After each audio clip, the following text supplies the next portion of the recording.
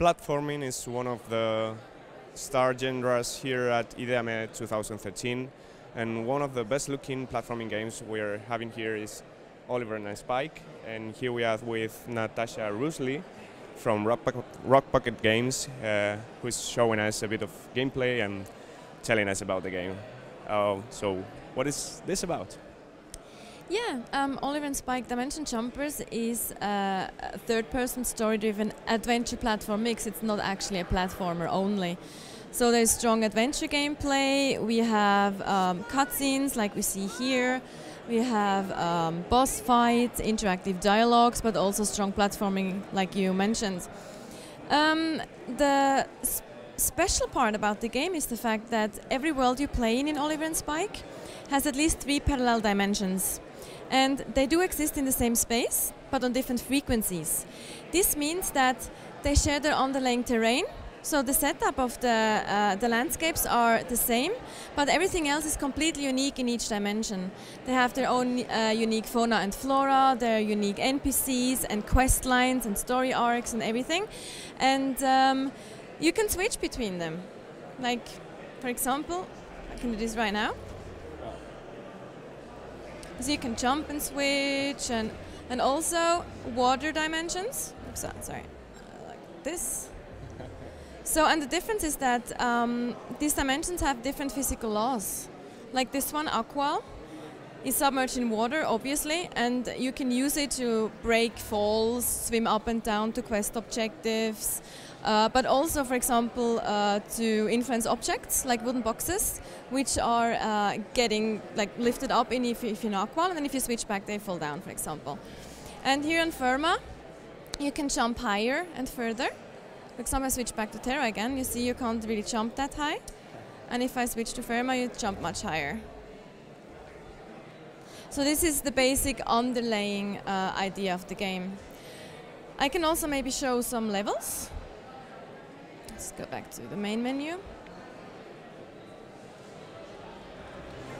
There's a whole storyline, like it's very story-driven. We were very much inspired by Uncharted, Ratchet & Clank and Zelda.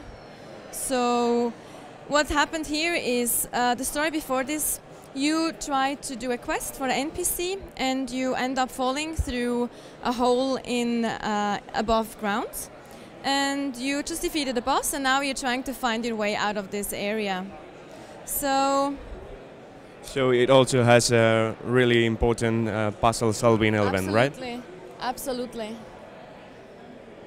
So even here you see that I mentioned before that the underlying terra is actually shared, so it's the same, but the bad guys in the story, they start to destroy the dimensions by drawing out the energy because they want to use it for their own purpose. And in that, or because they're doing this, the dimensions get sometimes destroyed or parts of it. For example, here you see that in Firma the bridge is actually destroyed, while on Terra it's still there. So this is all part of realizing this and solving the puzzle. So it's really important to also not only use the physical laws of the different dimensions, but also be careful about the differences and notice the differences that are quite important. Which platforms are you aiming for this game? We're aiming for consoles right now. That's the first thing that we want to do. Like, it is designed for consoles specifically because the mechanics are quite, or the controls are quite complex and are specifically designed for specific consoles. And it depends a little bit on a potential partner, because right now we're looking for a partner who helps us fund the rest of development as well. And depending on that, it might be exclusive on one platform or another. But hopefully we would like to have it on all big consoles, but also PC and Mac later point in time if possible. Has it been difficult to implement this kind of change in dimension life mechanic?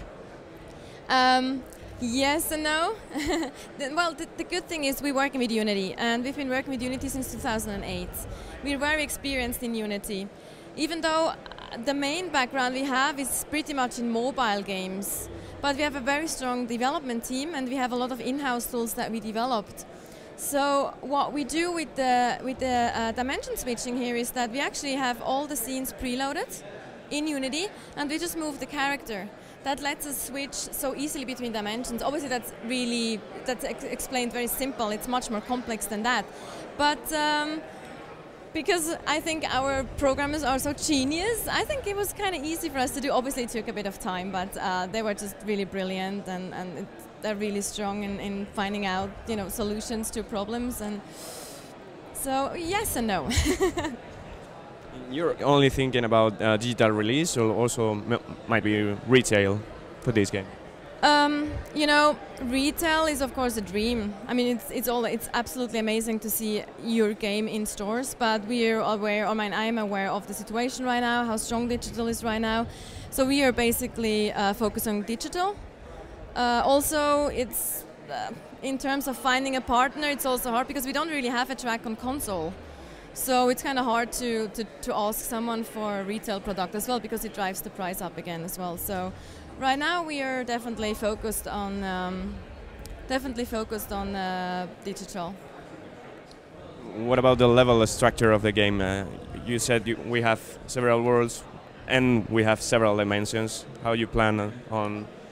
We actually have planned. We already have 9 different dimensions planned out on 3 different worlds, which you will unlock over the story. While you play the story, while you unlock specific story elements.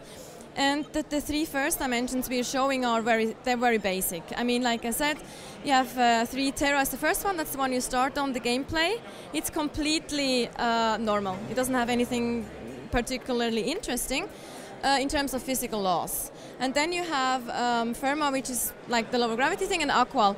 But the later ones are much more complex. So we actually haven't talked about that. We don't really want to spoil anything about the other dimensions. I can just say about it that they're going to be much more challenging and unforgiving to players.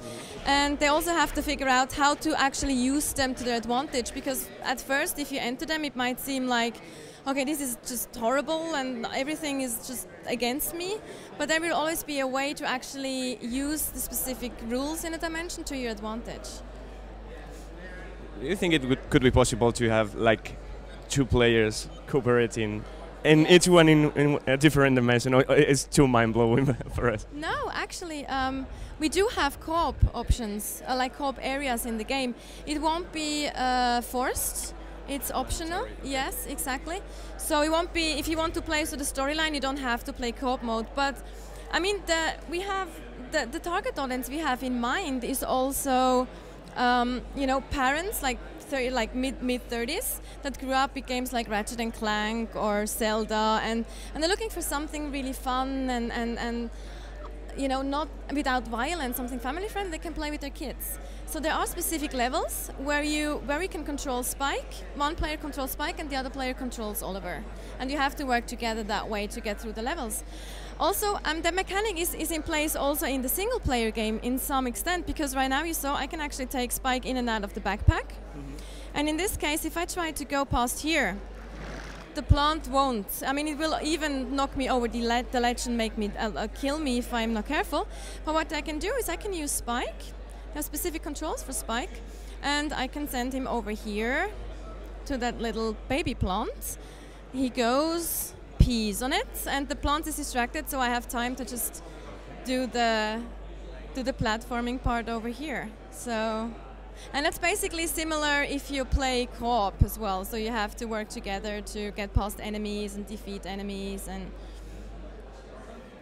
you said you obviously took some inspiration on Uncharted games and maybe Ratchet and Clank and Zelda, other adventures.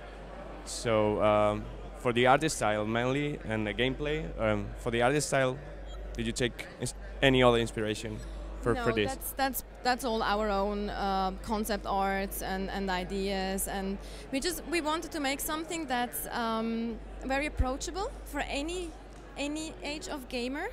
That does not, alienate anyone. So it can be, like I said, because the target audience is quite wide. It's supposed to be the core gamer, but also their kids. And we just think there's not that much nice-looking, vibrant games out there right now. I mean, it's all about, super realistic and things like that. But we do believe that it's definitely still there's a target audience there for graphics like this as well. And that was the whole idea behind this type of graphics, to make it approachable for any kind of age group. Okay, great. Thank you very much for your demonstration, Natasha. Thank you.